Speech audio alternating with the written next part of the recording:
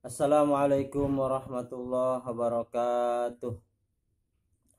Alhamdulillahirabbil alamin wa bihi nasta'in wa ala umuri dunya waddin wa ala alihi wa sahbihi ajmain amma ba'du.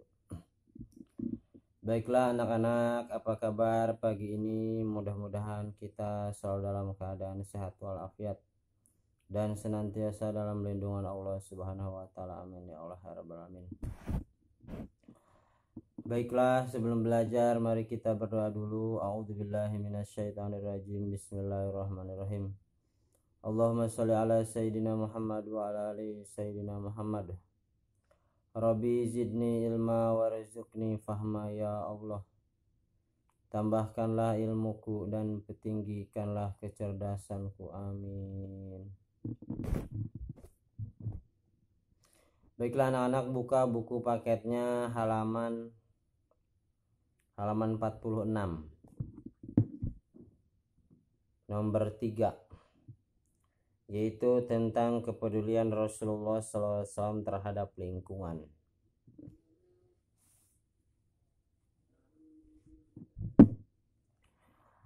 Rasulullah SAW telah mencontohkan kepada kita bagaimana tentang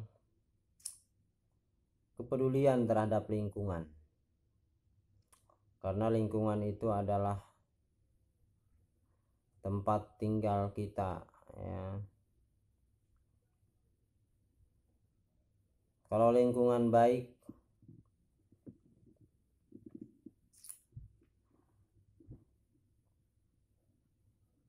yang berada di lingkungan itu juga baik, maka akan tercipta suatu kehidupan yang tentram, damai, dan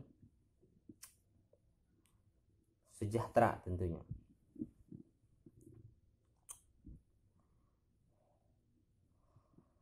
Salah satu kepedulian terhadap lingkungan yang dicontohkan kepada para siswa dan siswi antara lain adalah, yang ditulis di buku ini adalah, yaitu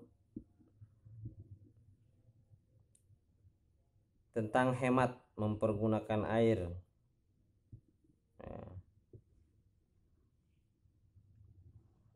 Kenapa harus hemat? Karena air di lingkungan kita itu untuk keperluan bersama, keperluan umum, maka harus berhemat agar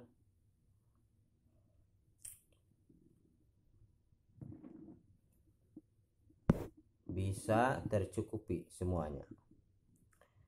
Contoh seorang siswa di sini dalam berwudu, misalnya ataupun mandi ataupun cebok dan sebagainya, harus hemat, ya. Ini adalah dicontohkan kepada para siswa.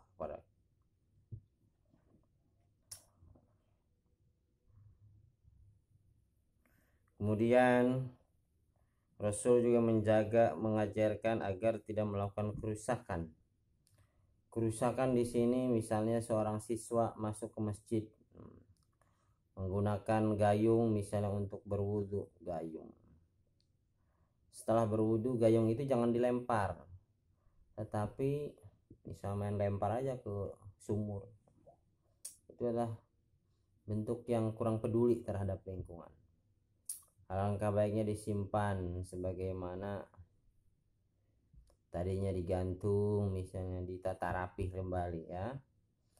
Kemudian seorang siswa masuk ke masjid misalnya, harus rapi.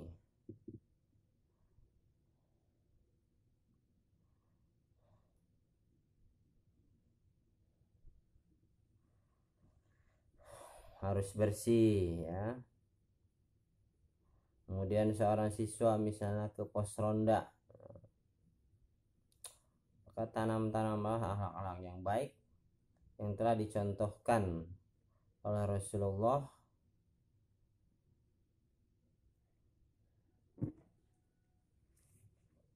yang selalu peduli terhadap sesama, terhadap lingkungan.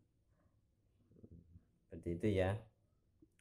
Kemudian juga Nabi Muhammad SAW sebagai pembawa rahmat bagi alam semesta, rahmatan lil alamin. Nah, ini juga harus kita contoh, karena bagaimana kita menjadi seseorang yang ketika kita hadir di suatu kelompok tersebut, di suatu kerumunan tersebut, di suatu organisasi tersebut, kita adalah selalu membawa kedamaian terhadap mereka, ketentraman kepada mereka. Bila perlu kita memberikan solusi-solusi terhadap permasalahan yang dihadapi oleh mereka. Itulah yang diajarkan oleh Rasulullah SAW. Karena sejatinya hidup ini adalah pengabdian, ya. Apa namanya?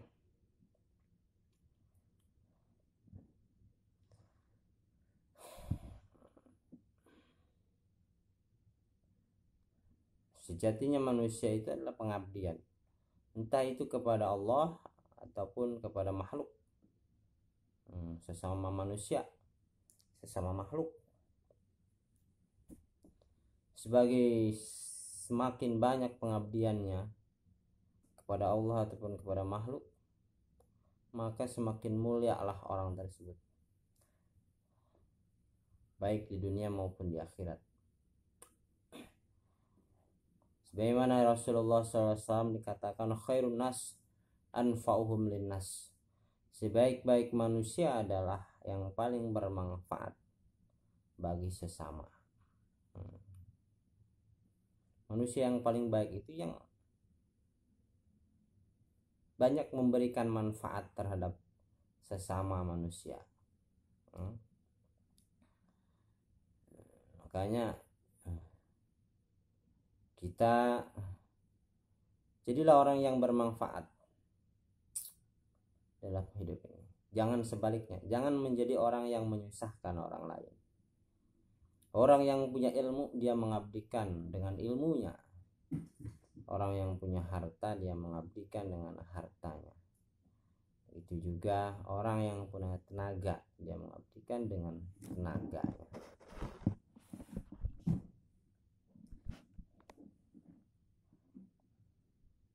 Dan jangan lupa berakhlak, ya.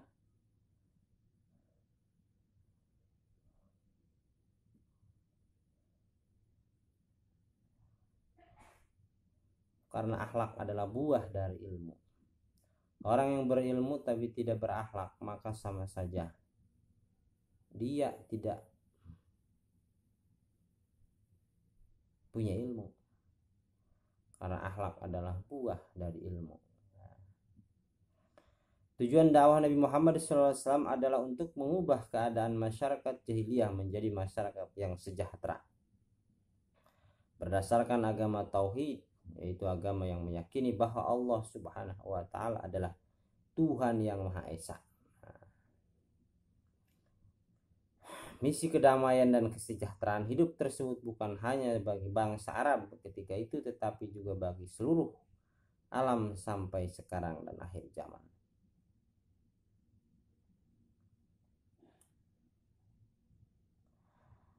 Nabi Muhammad SAW selalu mengajak kaumnya untuk mengutamakan kemurnian akidah dan selalu menyembah Allah Subhanahu wa Ta'ala. Beliau juga menanamkan akhlak terpuji yang membawa kebaikan manusia hidup di dunia hingga akhirat. Salah satu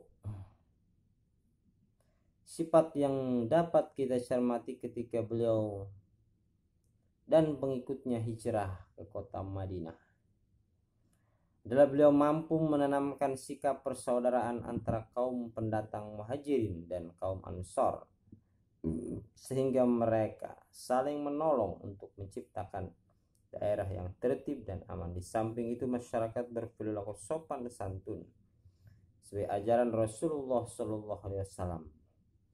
Sebagai umat Nabi Muhammad SAW, kita harus menjunjung tinggi ajaran beliau. Misalnya kita menghormati orang yang lebih tua, menyayangi yang lebih muda, kita berperilaku sopan dan terutama hadis Rasulullah SAW yang berbunyi hakun muslimina al muslimin situn, hak sesama muslim ada 6. Idza laqitahu fasallim alaih, apabila bertemu maka ucapkanlah salam.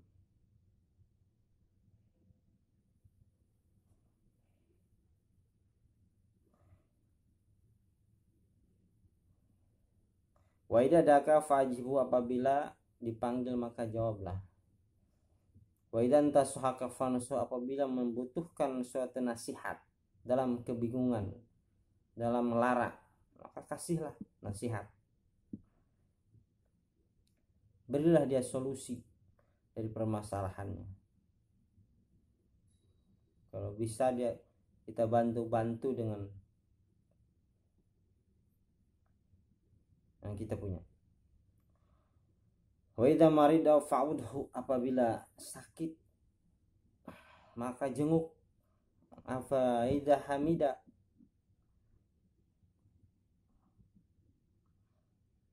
wa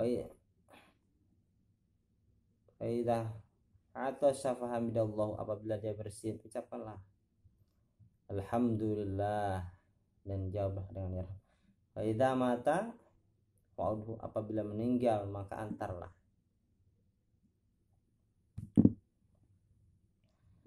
Samping itu banyak lagi akhlak-akhlak yang dicontohkan Rasul sallallahu alaihi wasallam yang disebutkan dalam buku ini. Menghormati kedua orang tua, guru dan sebagainya.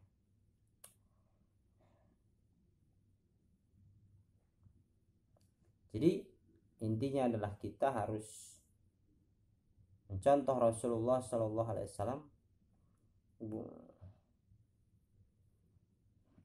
sebagaimana diajarkan dalam Islam adalah rahmatan lil alamin. Artinya Islam yang mengajarkan adalah rahmatan, yang Islam mengajarkan membawa keberkahan terhadap orang lain, ya, terhadap manusia semuanya, ya.